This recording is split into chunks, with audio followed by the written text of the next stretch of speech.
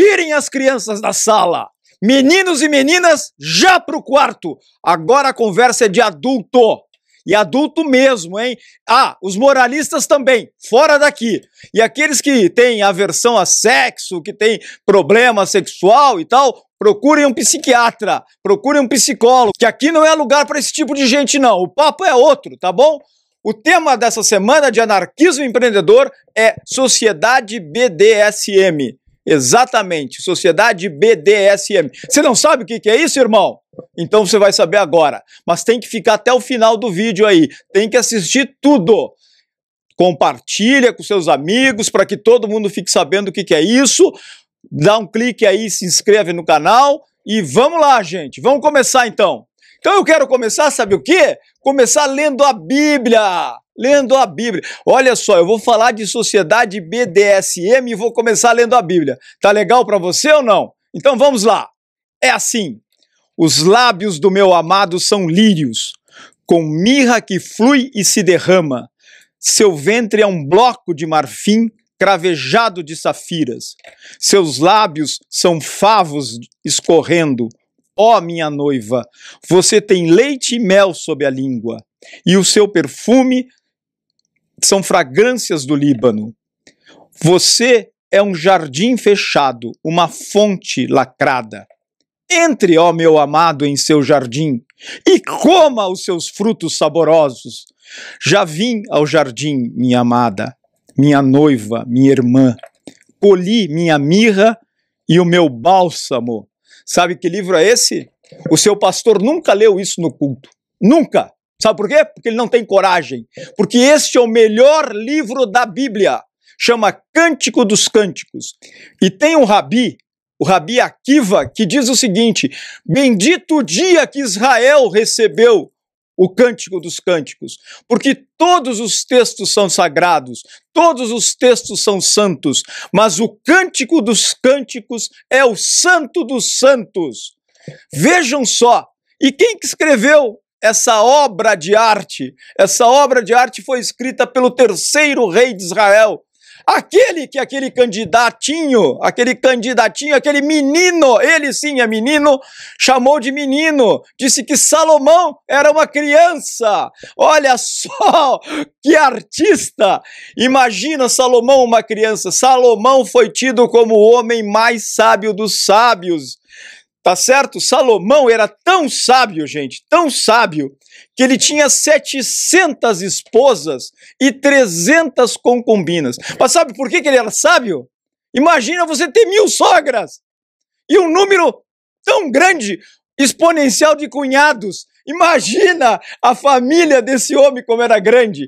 Imaginem o seguinte, essas 1000 mulheres num dia de TPM, gente. Olha a sabedoria de Salomão tendo que lidar com tudo isso. Imaginem só. Vocês sabiam que países como Japão, Coreia do Sul, Espanha, Portugal e vários outros dispensam as mulheres do trabalho no período da menstruação? Pois é tão perigoso que vocês nem imaginam. Uma mulher com TPM pode fazer coisas que a gente não acredita.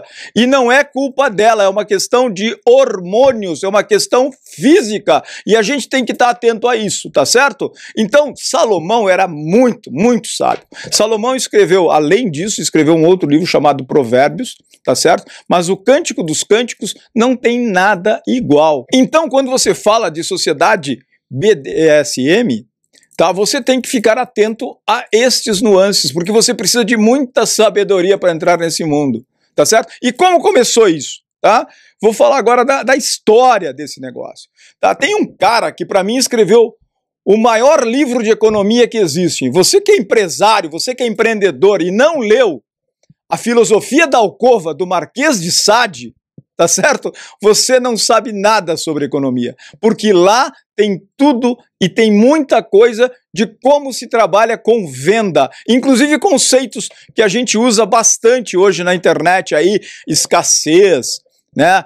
Falta, dominação, manipulação, uso de palavras-chave, de gatilhos, e todas essas coisas estão lá da filosofia da alcova. Mas o Marquês de Sade também escreveu os 120 Dias em Sodoma, escreveu Juliette, Justine, escreveu vários e vários livros. E eu estou falando, gente, de 1740. Esse cara vivia em Paris em 1740. Então esse doido aí, que tinha como, misturava a filosofia, né, com a dor e com o sexo e com todas essas coisas, trouxe para o mundo moderno coisas que estavam escondidas, assim como alguns pastores, alguns padres, alguns teólogos escondem o livro do Cântico dos Cânticos. Tá certo? Por quê? Porque tem toda uma conotação de duplo sentido. Exige muita consciência, muita sabedoria para interpretar este livro. E você precisa olhar essas coisas. Lembra que eu falei no Pardês? No Pardês eu falei, olha, tem coisa oculta, você tem que olhar, né? Eu falei de sódio, né? Então você tem que olhar sobre essa coisa. Buscar aquilo que está oculto. E essa coisa oculta nem sempre é óbvia, né? Embora a gente tenha lá que está esparramado, né? Lá a gente já falou sobre isso, mas você tem que olhar tudo, detalhe a detalhe. E usar do Pardês para interpretar algumas obras. Foi o Marquês de Sade, por exemplo, que deriva dele o termo sádico, né? Então, quando você fala de sadismo, a origem disso vem do Marquês de Sade, esse francesinho sem vergonha aí, tá certo? Mas, recentemente, nós tivemos uma situação muito interessante, que foi os 50 Tons de Cinza, né? Eu considero esses livros aqui, da E.L. James, né? Que assim como um divisor de águas, na verdade, porque ela foi a primeira a trazer esse mundo, essa sociedade BDSM, né? Para o convívio das pessoas. Então era comum você estar no metrô, no ônibus, na escola, na faculdade, enfim, em qualquer lugar, as mulheres aí lendo os 50 Tons de Cinza, tá certo? Só que os 50 Tons de Cinza, ele, na verdade, ele coloca em xeque muitas coisas. E a gente tem que olhar esse livro, que é um best-seller, né? Porque é uma coletânea de 6 livros, depois a gente vai falar sobre isso, mas olha só, ele envolve o quê? Primeiro, ele debate a complexidade dos relacionamentos. Os relacionamentos não são tão simples quanto a gente imagina. Os relacionamentos são difíceis. Você tem que estar o tempo inteiro negociando. Então, o relacionamento, para que ele funcione, você tem que ter muito claro que há uma negociação. Ora, você tem que ceder, ora, você tem que avançar, recuar. Faz parte do processo de negociação e de relacionamento esta vivência. Isso está muito amarrado nas coisas. Uma outra coisa importante que esse livro fala, né, que esse conjunto de livros fala, é a história do autoconhecimento. Então você saber quem é você, o que você quer, como você quer, de que maneira você quer trabalhar. O terceiro ponto que esse livro aborda é a dinâmica do poder, aquela relação do chefe da estagiária, do patrão e do empregado, aquela relação quase de assédio que existe ali nessa história, tá certo? Mas também há um jogo por trás de tudo isso. E esse jogo é um jogo bem interessante, tá certo? Um quarto ponto que a gente aborda aqui é a comunicação e o consentimento. Porque desde o começo, né, o Grey deixa claro para Anastácia o que ele quer e como ele é e de que maneira ele se relaciona com as pessoas, né? Então ele mostra, inclusive, até o quartinho sadomasoquista que ele tem lá na casa dele, com todos os equipamentos, com tudo que ele poderia imaginar, né? Chama ela para conversar, fazem um contrato ali, então ela assina o contrato sabendo desde o primeiro momento o que era aquela relação e de que maneira ela seria trabalhada. O quinto ponto são os tabus. Os tabus, a gente vive em cima de crenças, de tabus, de preconceitos. Consequentemente, a gente não se entrega às fantasias, aos desejos. E o livro propõe exatamente essa quebra de tabus, tá certo? Isso foi tão forte, tão grande essa coletânea, né, que na verdade ele está aí dividido em dois tipos de livros, tá? A primeira série, que é os 50 Tons de Cinza, os 50 Tons Mais Escuros e os 50 Tons de Liberdade, é a visão da relação dos dois. E a segunda parte da série que é Grey, o mais escuro e livre, tá? É a visão do Grey em relação a Anastácia, em relação ao relacionamento deles. Então, notem que existe uma filosofia por trás disso. É uma novela Água com Açúcar? É uma coisa assim, meio romantizada demais? É. Parece até filme da Disney, assim, para quem conhece mais profundamente, ou quem pesquisou mais profundamente sobre essa relação da sociedade BDSM, tá certo? Mas existem coisas aqui importantes que a gente tem que falar a respeito de BDSM, tá? Então vamos lá, o que é o B? O B é bondage. Bondage é amarrar. Amarrar, significa amarrar. É uma palavra francesa que quer dizer amarrado ou amarrar, tá certo? Então essa coisa envolve também a dominação, a disciplina. Então o dom, o cara que manda na bagaça toda, o sádico, vamos dizer assim, é o cara que amarra, é o cara que disciplina, é o cara que domina e é o cara que, na verdade, faz com que o masoquista, que é o cara que gosta de curtir, né, a dor, ele entre dentro deste processo, tá certo? Então, o masoquista, na verdade, também é conhecido nesse mundo como tá? Submisso ou submissa, tá? Então, existe uma relação bastante importante.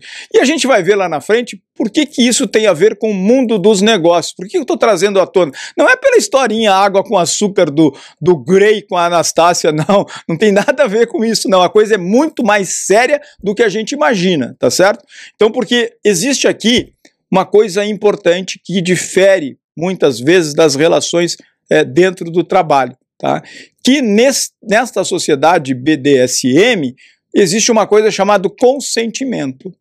E nas relações de trabalho, às vezes você é dominado, amarrado, é um masoquista e nem sabe que está sendo assim, tá certo? Então a gente vai pensar e vai trabalhar em cima disso. Voltando lá, né? Então, novamente quero reforçar isso, né? Bondage, amarração, amarrado, de dominado, submisso, manipulado, sádico, o dominador, o alfa, o macho alfa da história. Masoquista é o voluntário, tá certo? É o cara que ama essa situação, ama a dor, ele gosta de sofrer, ele gosta de sentir dor, ele sente o maior prazer nisso, tá certo? E ele tem até aquele assim, ó, o masoquista eu gosto que é aquele cara que ganha pouco e aí chega no final do mês, ele olha o contra-cheque e reclama a vida inteira que ele ganha mal, tá certo? Então esse é o masoquista, mas no dia seguinte ele tá lá firme, forte, porque ele acha que ele não tem opção. Então ele vai esperar o próximo final de mês para reclamar novamente do seu grande ou pequeno contra-cheque, tá certo? Agora, gente, o sádico é o cara que eu quero assim falar abertamente. É o cara que controla o show. É o cara que dá o espetáculo. É o cara que é o dono da porra toda. É o cara que tem o dinheiro, entendeu? É o cara que tem o dinheiro e o poder. Mas como é que é essa relação de poder? Quem dá poder para o sádico?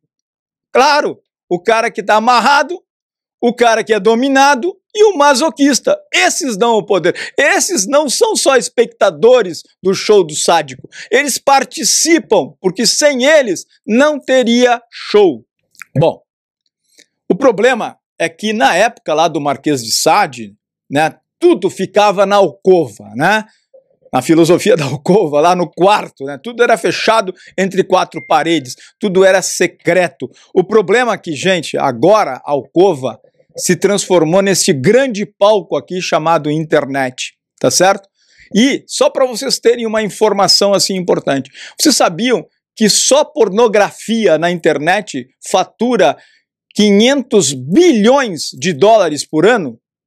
É tão público e faz dinheiro. Notem a importância disso, tá certo? E aí, esta sociedade BDSM, ela está invadindo as mentes, as empresas e a sociedade de uma maneira geral. Então, essa coisa veio para a praça pública. Essa grande ágora que nós temos aqui, chamada internet, e canais livres de comunicação, trouxeram à tona esse tipo de relacionamento. E o pior, isso está tornando a vida das pessoas muito difícil, muito ruim, tá certo?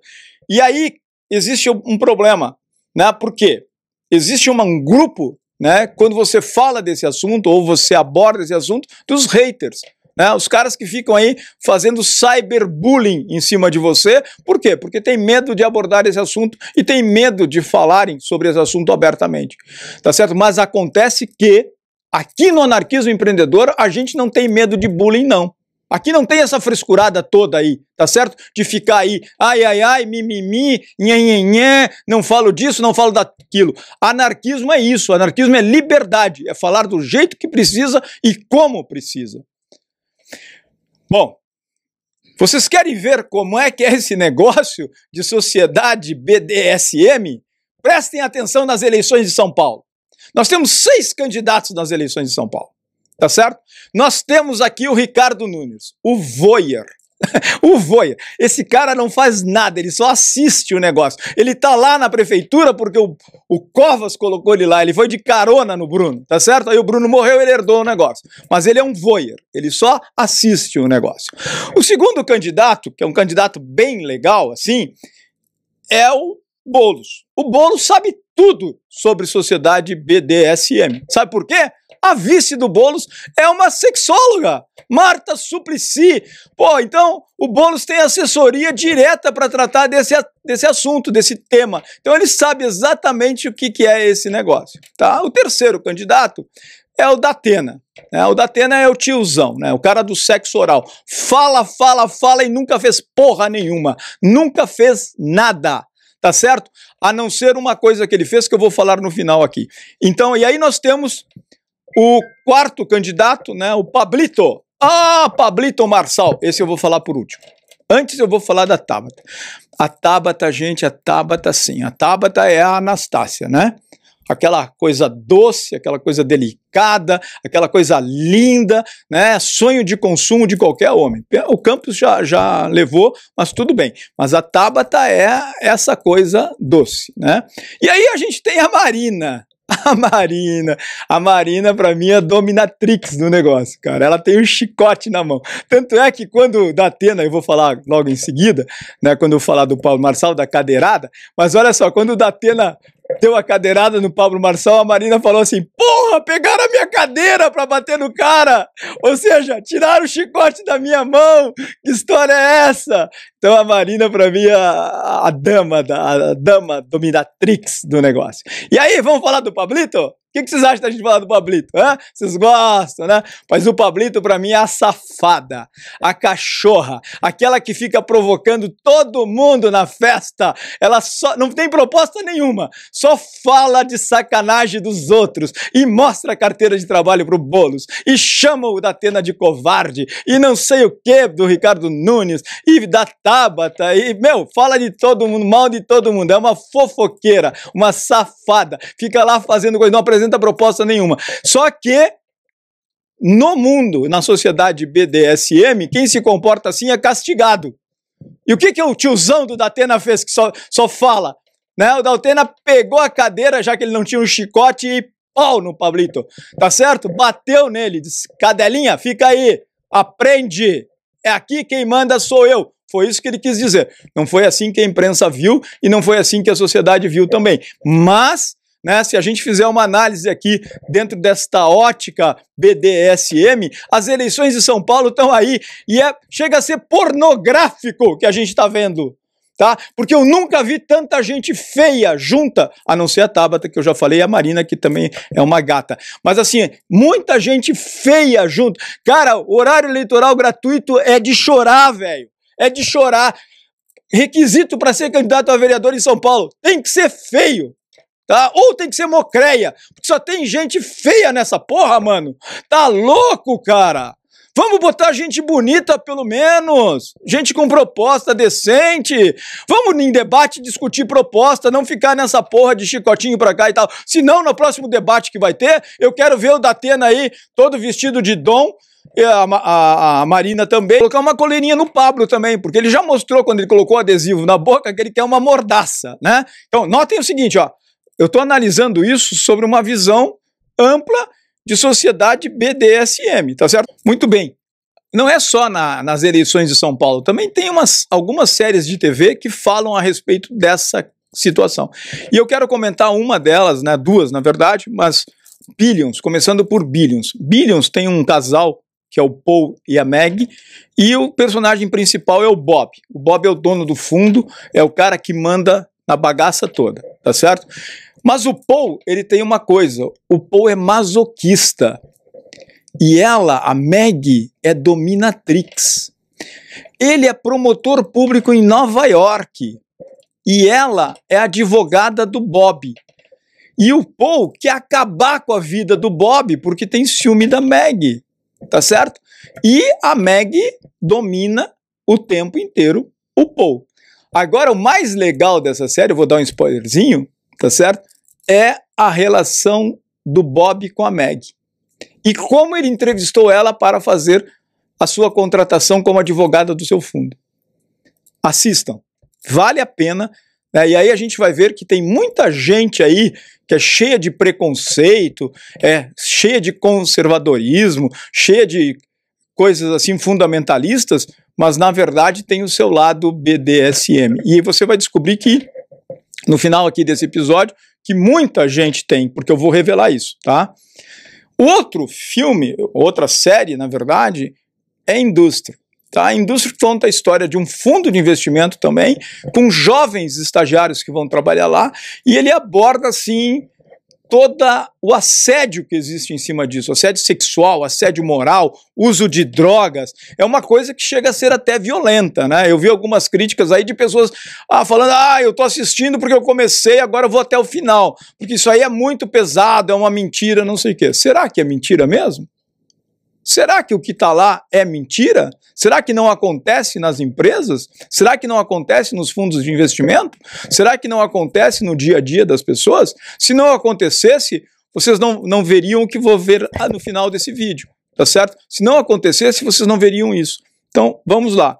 Aí eu quero voltar aqui para uma coisa importante. Lembra do BDSM? Então eu falei do bondage, falei da dominação, falei do sádico e falei do masoquista. Notem que são 4 tipos de personagens. Sabe o que isso me remete? Me remete ao sistema de castas da Índia, tá certo? Onde lá no topo, na cabeça, vamos dizer assim, dominando tudo, talvez até uma analogia aí com os sádicos, nós temos os brahmanes, tá? Que são os sacerdotes. Depois os kshatriyas, tá? Que são os guerreiros.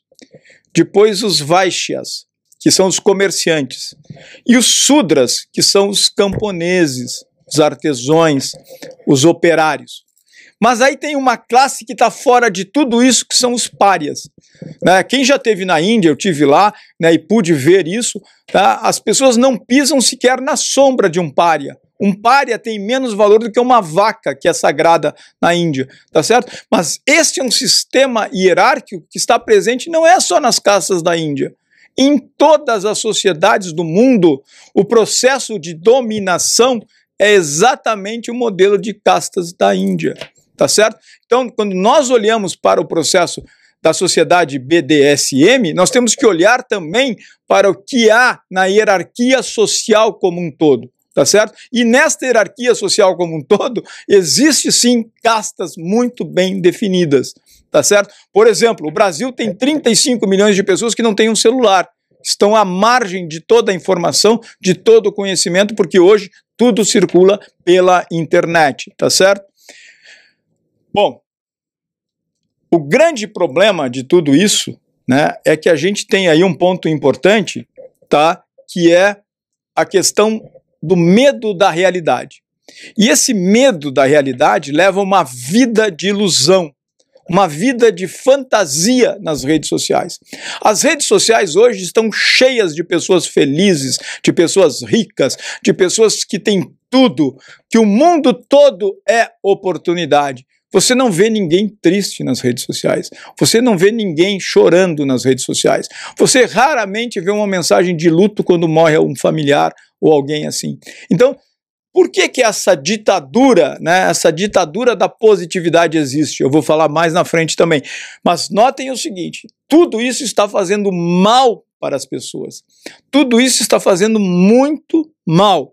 e isso está destruindo as relações sociais de uma maneira, do modo como a gente conhecia. Tá? Bom, nesse mundo fake aí das redes sociais, tá? Tudo é lindo, né? Mesmo que precise de um filtro. Se você é feinho, joga um filtro lá que você vai ficar bonitinho, tá certo? Vai ficar lindo, inclusive, tá? O número de curtidas define quem eu sou. Ah, eu tenho poucos seguidores, ninguém curte o que eu faço. Gente, ó, por exemplo, eu não estou preocupado com curtida nem seguidor. Eu estou preocupado com gente que escute isso aqui, veja esses vídeos e, em primeiro lugar, pense a respeito disso, tá? Porque este movimento chamado anarquismo empreendedor não é para todo mundo. Eu já falei lá no primeiro episódio. É para algumas pessoas, e algumas pessoas bem selecionadas, tá certo? Então, olha só, também todo mundo é feliz, próspero, viaja pelo mundo, não existe miséria, ninguém mora na favela, né? Todo mundo só anda de carrão, todo mundo anda de moto, não é? Moto BMW de preferência, porque os malas estão roubando moto pra caramba, e aí eles vão pra favela no rolezinho com as GS 1200, 1300 roubadas, né? E aí ninguém faz nada, mas todo mundo vê lá na internet, tá certo?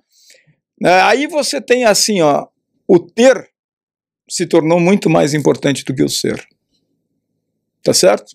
Ter é mais importante do que o ser, mesmo que o carro, a moto seja roubada, mesmo que não seja seu, mesmo que seja de alguém, tá certo?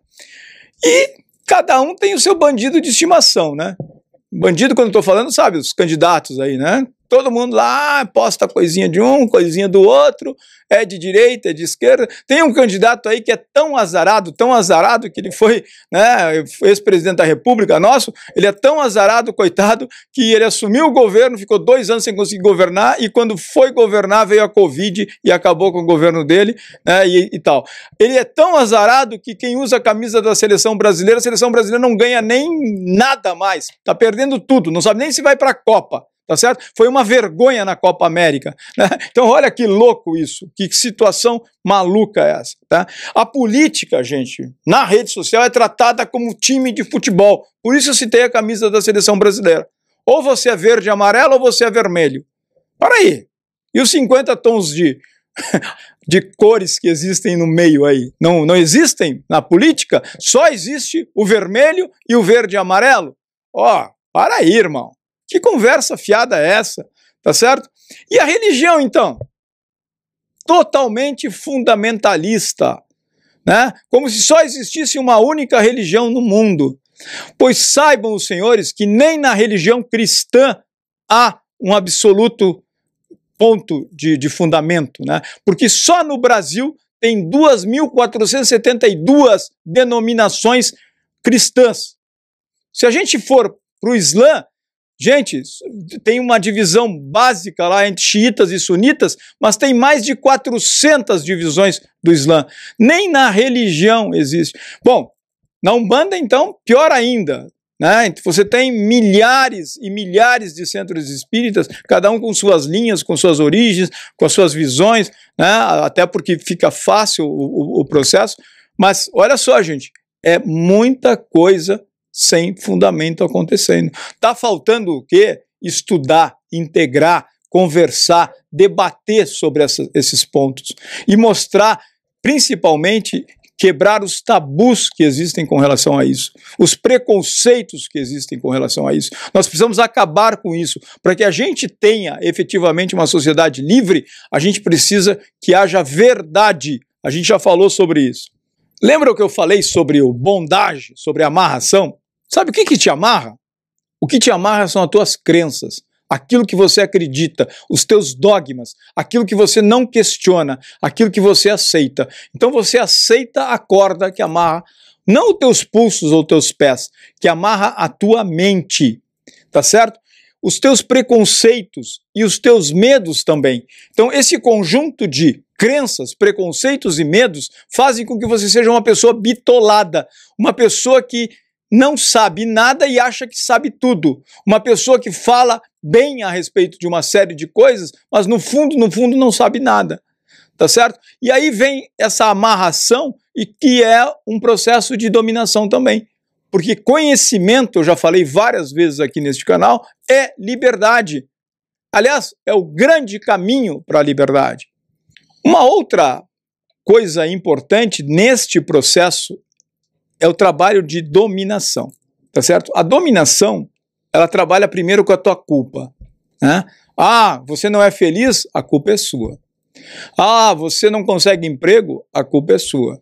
Ah, você não tem carro bom? A culpa é sua. Então, ele joga a culpa sempre para você, né? E pior, né? Tem coisas da religião assim, quando acontece uma coisa boa, é porque Deus quis. Quando acontece uma coisa ruim, é porque Deus também quis. E você foi culpado porque você não orou direito. Você não fez a coisa direito. E aí você passa por um processo de insegurança, tá certo? Você assume a culpa, vem para a insegurança, você é uma pessoa insegura, consequentemente, cada vez mais você fica dominado. E aí você entra no processo de, na verdade, o processo de vitimização. Você se sente vítima de tudo o que acontece. Ai, meu Deus, ai, eu sou tão bonzinho, mas eu não consigo fazer as coisas. Eu sou tão legal, mas eu não consigo isso. Ai, eu sou tão... Cara, cai na real. Isso não funciona. Vítima não é isso, tá certo? Vítima pode ser de um acidente, de alguma coisa assim, mas não entra no processo de vitimização, senão você vai ficar maluco, brother. Tá certo? E outro ponto, bom, depois da vitimização, o que nós temos? Nós temos a gaslight, tá? O que é isso? É distorcer a realidade. Aí você entra dentro de uma realidade paralela, você cria coisas malucas, cara. Você vive justificando coisas. Olha que louco isso, tá certo? E te leva ao quê? Isolamento. Por isso que na rede social todo mundo é feliz, todo mundo é lindo, todo mundo é maravilhoso, mas todo mundo, na verdade, está no fundo da sua casinha lá, às vezes num cenário, num fundo falso, falando um monte de coisas que não é verdade. Isolados, fechados, fazendo suas reuniões e suas festinhas sozinho, né? Como a gente já viu vários vídeos aí, onde o cara pega um bolinho, chama um monte de amigos virtuais e sopra a velhinha. Não existe mais a interação, o contato. Por quê? Você já está com culpa, insegurança, se sente uma vítima, está distorcendo a realidade, né? Você se isola. E aí vem o cara e ainda faz o seguinte com você, faz chantagem emocional. Ah, olha, se você não me aceitar do jeito que eu sou, eu vou embora. Ó, se você não acredita que eu estou te falando, você vai sofrer, entendeu? Essa chantagem emocional é mais um ponto de manipulação. Aí tem um outro ponto que também te manipula, que são os elogios excessivos.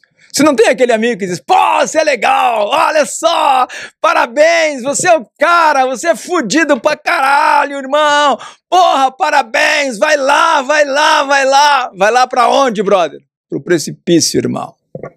É isso. Desconfia, cara. Usa o pardês, eu já falei lá, usa o pardês para analisar essa relação tóxica aí, porque tá cheio de gente tóxica nesse mundo, tá certo?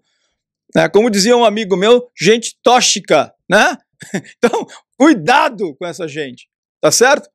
O pior de tudo, né, depois da amarração, da manipulação e tal, é que o sádico, cara, esse cara senta do teu lado. Senta do teu lado e ele conhece os teus gatilhos, ele sabe qual é o botãozinho que ele tem que apertar para você fazer o que ele quer. E ele faz o quê? Ele fica apertando o botão. Você escreve o texto e ele dá o enter. Entendeu? O sádico funciona assim. Por quê? Porque ele tem prazer em ver você sofrer. Ele se diverte com isso. Tá? Ele não tem empatia nenhuma, cara. Ele nunca vai se colocar no teu lugar. Ele te vê como um objeto, como alguém que ele quer usar. Somente isso, tá certo? E ele vive pelo controle, pelo desejo do controle e do poder.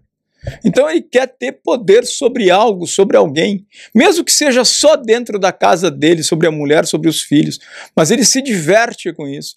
Tá? Na sociedade ele é o bonzinho, ele é o doce, ele é o carinha legal, que todo mundo gosta. Chega dentro de casa, o bicho vira o demônio, brother. Bebe, bate na mulher, espanca os filhos, faz o cacete.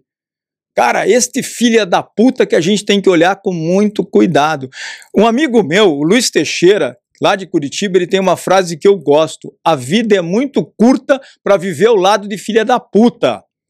Vou repetir, a vida é muito curta para viver ao lado de filha da puta. Então toma cuidado com esse cara, porque ele tem comportamento agressivo, ele manipula você emocionalmente. Este grandíssimo, né? Olha só o que ele faz. Olha como ele te destrói por dentro, irmão, né? Mas tem um tipo, que é o último tipo, né? Que é o artista que gosta, tá? É o artista que gosta do negócio, né? Que é o masoquista, sabe? Aquele cara que tem necessidade do sofrimento, ele tem necessidade de submissão e passividade, tem baixa autoestima, então ele precisa de alguém dizendo: ai, como você é bonitinho, ai, como você é lindo, ai, curtiu o teu negocinho aqui, olha que texto bacana, olha, bababá. Cara, isso também faz parte da manipulação, tá certo? E esses masoquistas têm um comportamento autodestrutivo. Eles têm dificuldade de estabelecer limites. Sabe por que eles têm dificuldade de estabelecer limite? Porque eles não sabem dizer não. O masoquista é o filho da puta também, porque não sabe dizer não. Então, ele aceita tudo que o sádico faz com ele e acha legal, acha bacana, acha assim belíssimo o que está acontecendo. E o que ele faz com o sádico? Ele cria uma dependência emocional. Se ele não der o relatório dele para o sádico, se ele não se relacionar com ele todos os dias, se ele não estiver lá juntinho do dono dele, ele se sente menosprezado, ele se sente vítima, ele está fora do mundo, tá certo? E aí ele tem um monte de fantasia, né? Ele tem a fantasia de ser amarrado, de ser chicoteado, de ser espancado. Então ele provoca isso, ele às vezes confronta para ver se o dono, né, o sádico reage. Então ele quer, né? Foi mais ou menos a história do Marçal lá que eu falei, né? Provocou, até que tomou uma cadeirada. Entende a relação? Então ele quer posar de machão, de galã, do cara que é o dono do negócio, até que vem alguém que é mais forte que ele e bota ele no lugarzinho dele, tá certo? Tanto é que as pesquisas ele tá caindo agora, depois que tomou a cadeirada, até porque saiu de lá, dos estúdios, foi para uma ambulância tomar oxigênio, mas ficou de pé brigando com o Datena antes de ir para a ambulância, depois foi para o hospital, e aí o legista disse que ele não tem fratura nenhuma quando ele tomou a cadeirada, tá certo? Teve um arranhãozinho lá. Gente, mentira é um problema, tá certo? Então, não seja masoquista na hora de votar. Escolha bem os seus candidatos, tá certo? Saiba bem em quem você está votando. Bom, existe uma literatura imensa a respeito disso, né? Aí é disponível para vocês, tá? Então, nós temos As Armas da Persuasão, Como Fazer Amigos e Influenciar Pessoas, As 48 Leis do Poder, A Arte da Guerra, Mais Esperto que o Diabo, né? Eu vou citar só alguns. Aqui tem uma lista de 18 livros para vocês buscarem, lerem, baixarem aí na internet, comprarem, se divertirem, porque isso aqui, na verdade, para mim, funciona como um antídoto contra essa sociedade BDSM, tá certo? Funciona como um antídoto. Então, eu uso isso aqui não para manipular ninguém, mas é para que eu não seja manipulado por esse tipo de gente, tá certo? E aqui existe o seguinte, ó. Existem dois caminhos que você tem que escolher. Ou talvez um terceiro que a gente vai falar agora. Ou você é escravo ou submisso, ou você é o sádico dominador. Exatamente. Na sociedade BDSM que a gente vive, você tem que escolher um desses dois aí. Ou você é escravo e submisso, ou você é sádico dominador. Mas talvez possa ser que você encontre uma terceira via. Ou seja, qual é a terceira via? É ficar fora desse negócio. É conhecer tudo o que acontece, é conhecer o sistema de manipulação, o sistema de dominação, o sistema de influência, o sistema sádico que a gente vive e ficar fora disso. Então, quais são? Como você consegue ficar fora disso? É muito simples, irmão. A gente está falando de anarquismo empreendedor. Para você ficar fora disso, você tem que ter coragem. você tem que ter autogestão, você tem que ter coerência e liberdade. Ou seja, você tem que trilhar o caminho da alma. Eu já falei sobre isso com você. Caminho do amor, da liberdade, da manifestação e da abundância. Esse é o caminho da alma. Então você tem que acabar com essa conversa toda, parar de se sentir vítima, parar de estar amarrado, parar de ser submisso, parar de ser masoquista e assumir o controle da sua vida. Mas também assuma o controle sem ser sádico, sem querer que os outros sigam você, sem querer impor as suas vontades para os outros. Respeite a liberdade do outro também, para que a sua liberdade seja respeitada, tá certo? E isso é uma dose cavalar de anarquismo na veia. Na veia. A gente está falando aqui de anarquismo puro na sua essência, tá certo? Bom, só que tem uma coisa, e aí eu vou usar de novo de um pastor para falar aqui para vocês. Liberdade jamais é dada pelo opressor. Ela tem que ser conquistada pelo oprimido. Você tem que se rebelar. Você tem que botar o pé na porta e fugir desse mundo sadomasoquista aí. Você tem que acabar com esse negócio. Só você pode acabar com ele. Ninguém mais. Enquanto você não reagir, você vai continuar sendo este cara amarrado, dominado, manipulado, esse masoquista chorão, sem vergonha. Mas você acredita que isso tudo não foi planejado, orquestrado para ser assim? Lembra o seguinte, as grandes redes sociais, a internet, as grandes empresas, elas têm por trás dela gente que pensa e pensa muito. Então nós temos cientistas sociais que na verdade estão arquitetando tudo isso, tá certo? E esses cientistas sociais, eles fazem uma série de pesquisas para que você entre neste celeiro, entre nesse quadrado e aceite ser dominado, aceite ser amarrado, aceite ser o masoquista aí de plantão. Tá?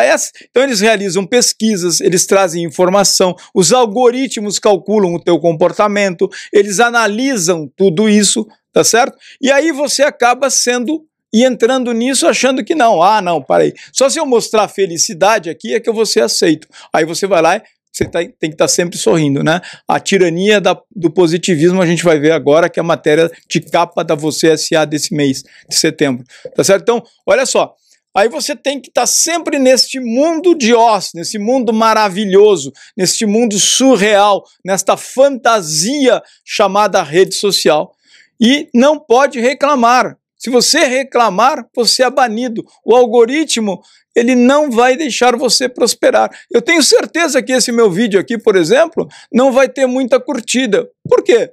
Porque está mostrando a verdade, tá certo? E aí é o seguinte, ó, não é só um time de cientistas sociais. Você tem cientista político, psicólogo, psiquiatra, programador, estatístico, matemático, antropólogo, filósofo. Tem uma porrada de gente pensando em como te dominar, em como que você vai entrar nesse sistema e ficar preso nele, sem conseguir sair dele. Então é muita gente pensando, muita gente com muito conhecimento, ganhando muito bem, ganhando seus milhões de dólares para fazer com que toda esta máquina funcione de maneira azeitada. Bem, eu quero falar de uma coisa agora que é extremamente importante, que é o conceito Ocean, tá certo? Então o que é esse conceito Ocean? Primeiro ele começa ele analisa o perfil psicológico de cada pessoa. E isso foi usado por uma empresa chamada Cambridge Analytics. Foi ela que elegeu Donald Trump nos Estados Unidos, foi ela que elegeu Jair Bolsonaro e que alguns candidatos no Brasil estão usando agora nas eleições municipais. Por quê? Porque ela divide o perfil psicológico, o comportamento, o perfil de personalidade das pessoas em 5 níveis. O primeiro é o openness, que é abertura para experiências, tá certo? O segundo é o conscience. O que é isso? É o cara que tem consciência, consciencividade. Então ele consegue ver as coisas, ele analisa melhor as coisas. Extroversão. Esse é o terceiro ponto. Aí você tem amabilidade, o cara que é dócil, o cara que é gentil, tá certo? E você tem aquele que é o principal alvo desses caras, que é o neurótico, tá certo? O neurótico é o principal alvo desses caras. Quem assistiu o meu vídeo, A Nova Ordem Mundial, vai ver que eu fiz um capítulo especial lá sobre exatamente isto, tá certo, falando a respeito desse assunto. Mas por que que esse conceito Ocean é importante? Porque ele é também um processo de manipulação.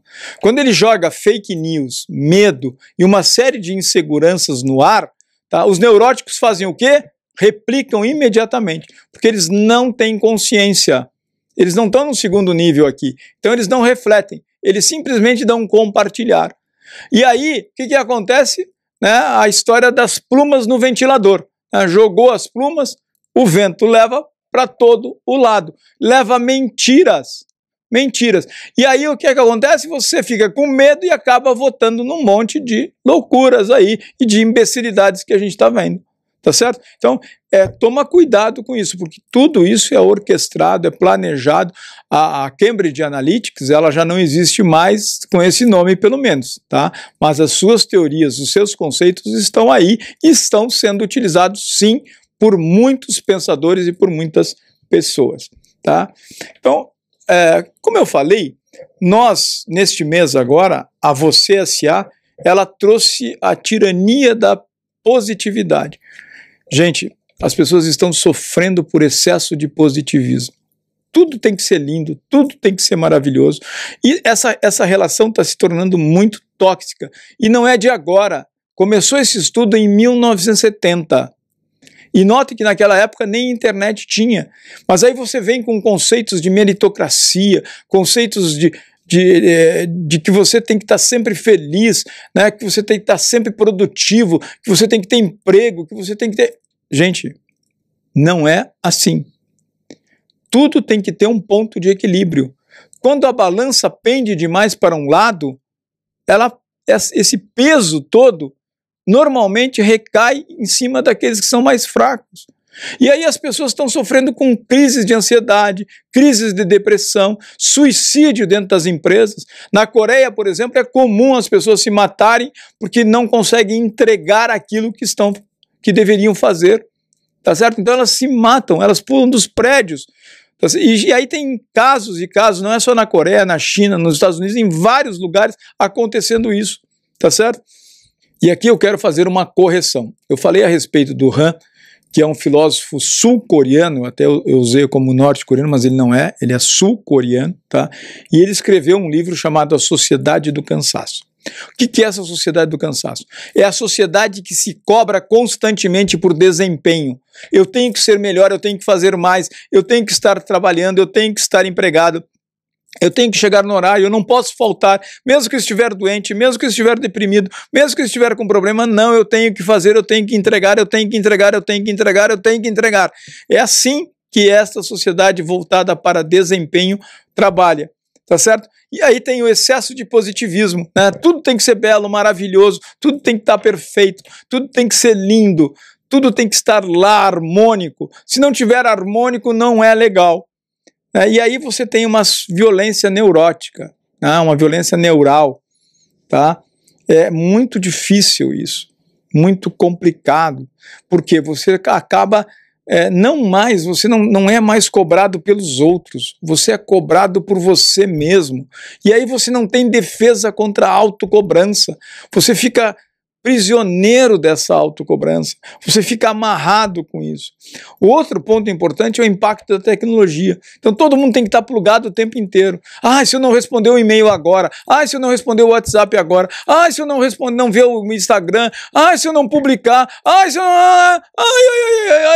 E aí você fica ali amarrado na tecnologia. Tem gente que chega a passar por dia 6, 7, 8 horas na internet. Isso não faz bem. O cara não vive, não vê, às vezes não vê a luz do dia. Tem gente que passa o dia inteiro jogando, não vê a luz do dia. E aí você vive numa dependência de tudo isso, tá? Aí você tem a cultura da meritocracia. O que é a cultura da meritocracia? Só cresce quem merece. Só tem dinheiro quem merece. Só é promovido quem merece. Só quem merece, quem é merecedor de alguma coisa, que tem a chance na vida. E não é verdade isso. Tem muita gente que tem chance na vida que não merece porra nenhuma. Tem muito herdeiro aí que nem sabe o que tem, porque os pais trabalharam, o cara ganhou, ele merece, claro, ele merece porque ele nasceu no berço de ouro. Para aí, vamos refletir um pouco a respeito disso. A meritocracia também tem que ser questionada às vezes, e ela tem que ter ponto de equilíbrio, tá certo? E, mais importante de tudo, né, o Domenico Rossi, que é um filósofo italiano, ele escreveu um livro, né, chamado Ócio Produtivo, tá certo? Então, essa importância do ócio, é importante você descansar, é importante você desligar, é importante que você faça uma descompressão de vez em quando. Tem algumas empresas que têm até espaços para descompressão, então você vê lá funcionário dormindo, funcionário jogado em almofada, enfim, você vê essas coisas, mas você precisa de verdade de descompressão. Você precisa, às vezes, de não pensar em nada para que um novo surja na sua mente. E o não pensar em nada, o direito ao ócio, é liberdade. Uma outra coisa dessa sociedade BDSM importante é que ela é extrativista digital, tá certo? Então ela vive de coleta de dados. Empresas como o Google, por exemplo, o que eles fazem? Você publica as coisas lá, eles organizam aquilo através de um algoritmo e a hora que você pesquisa qualquer assunto, aparece lá. Então o que ele está fazendo? Organizando tudo isso, armazenando tudo isso, trazendo todo o conhecimento para dentro dele. Então ele está fazendo o quê? Buscando e puxando os dados que não são dele. São dados coletivos que ele traz e fica com a posse disso. Tá certo? Além disso, há uma chamada sociedade de vigilância, né?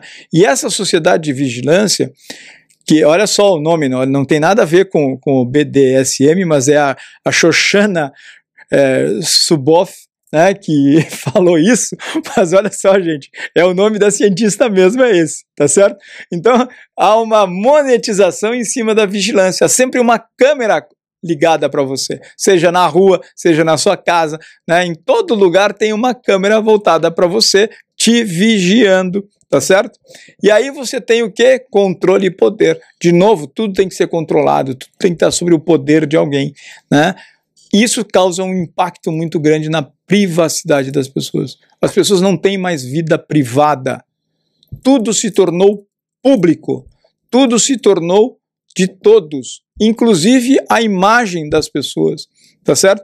E aí você tem as consequências sociais disso, porque há isolamento, há distanciamento, as pessoas não se relacionam mais como antigamente, não confiam mais nas pessoas, preferem ter uma relação talvez assim como que a gente está tendo agora, através de uma câmera, tá certo? Ao invés de estarem lá apertando a mão, dando um abraço, participarem das coisas. Então, essa economia de vigilância, eu quero citar um exemplo aqui, ó. Aqui nessa imagem de fundo desse slide, quem está lá é o Mark Zuckerberg, o fundador do Facebook, do Meta. E notem que a câmera do notebook dele está tampada. Por que será? Por que ele tem medo que alguém o veja escrevendo, digitando, fazendo alguma coisa? Mas não é só a câmera que está tampada, não, é a câmera, o microfone, tem todo um trabalho feito em cima do notebook dele para que ninguém veja o que ele está fazendo, tá certo? Talvez a Meta nem veicule esse vídeo aqui, mas tudo bem, não tem problema nenhum, mas tá lá, a foto tá aí, tá certo? Você consegue ver o que tá lá. E aí, nas relações humanas, as relações humanas estão se tornando muito difíceis. Numa entrevista esses dias eu falei que era difícil ser homem. Está difícil ser homem. Por quê? Porque você não pode mais tratar as pessoas com afeto, com carinho, principalmente se elas forem mulheres. Então você não pode dar um beijo, não pode dar um abraço, qualquer coisa parece que você está assediando aquela pessoa. Gente, não é assim. Peraí, nós somos um povo caloroso. O brasileiro é assim. O brasileiro é expansivo. O americano, o chinês e outros povos não são assim. Mas o brasileiro sempre foi um povo muito afetivo, tá certo? Mas, com essa nova sociedade e como processo de defesa das pessoas, porque elas têm medo de tudo, né? Existem vários tipos de assédio. Então, assédio moral, assédio sexual, assédio psicológico, o cyberassédio, que é o cyberbullying, né? E o stalking, que é a história de gente perseguindo gente aí, né? Então, olha só, essa questão de assédio, ela se tornou muito séria na sociedade moderna. Até porque as pessoas não percebem mais quando elas estão sendo assediadas. Até porque as pessoas não entendem mais o que é assédio e o que não é. né? Recentemente, as mulheres americanas fizeram um manifesto, olha só isso, um manifesto contra o assédio sexual, contra o assédio moral, enfim, fizeram um manifesto. O que as francesas fizeram? Um manifesto a favor do assédio, que elas se vestiam bem, se sentiam bonitas e elas queriam dizer que os homens dissessem para elas que elas estavam gostosas, que elas estavam bonitas, que elas estavam maravilhosas. Olha que mundo louco que a gente vive. De um lado, um monte de gente lutando contra uma coisa e do outro lado, gente pedindo pela coisa. Não é uma sociedade maluca que a gente está vivendo, essa sociedade BDSM? É maluca demais, gente. A gente não sabe mais os limites das coisas. A gente não sabe mais onde que tá. Não tem mais o preto e o branco, né? Tudo é 50 tons de cinza mesmo, né? Não tem mais o certo e o errado. Existe um mundo aqui no meio enorme dessa mistura do preto com o branco, nesse mundo cinzento que a gente tá, que é maluco, né? E aí, o que acontece com tudo isso? A gente está vivendo uma série de doenças da vida moderna, cara. É depressão e ansiedade, né? Então as pessoas vivem depressivas, vivem com ansiedade, e o pior, não podem mostrar na internet, não podem mostrar para os outros que estão. Esses dias eu estava conversando com um amigo meu, ele desmarcou uma reunião comigo dizendo que ele estava com crise de ansiedade. Cara, eu passei a admirar muito mais esse cara. Muito mais, porque ele assumiu que ele não estava bem. No mundo de hoje, assumir que não está bem, é muito complicado. As pessoas têm que assumir que não estão bem, senão elas vão viver com depressão e ansiedade, tá? E outra coisa, o assédio moral, o assédio, né, de produtividade, de meritocracia e tal, está criando a síndrome de burnout. Né? As pessoas estão perdendo produtividade por isso, porque dentro das empresas são cada vez mais cobradas, mais exigidas, e estão sofrendo muito com isso. E devido ao sedentarismo ainda vem a obesidade, gente. Obesidade. Então o cara está cada vez mais gordinho, né? Olha só o mundo louco que a gente vive. De um lado, tem milhões de pessoas passando fome, do outro lado, um monte de gente gorda comendo um monte de porcaria. Né? Então a gente tem assim, ó, obesidade, por quê? Porque ansiedade. Ansiedade precisa ser saciada. Aí o cara come desesperadamente e fica gordinho. Né? E isso interfere na produtividade dele, na vida dele, na saúde dele. Aí tem as crises de insônia. O cara não consegue dormir à noite. Por quê? Eu não entreguei a planilha que eu tinha que entregar para o meu chefe hoje. Ó dia, ó azar. A síndrome da hiena, né? E aí ele não dorme, não consegue dormir.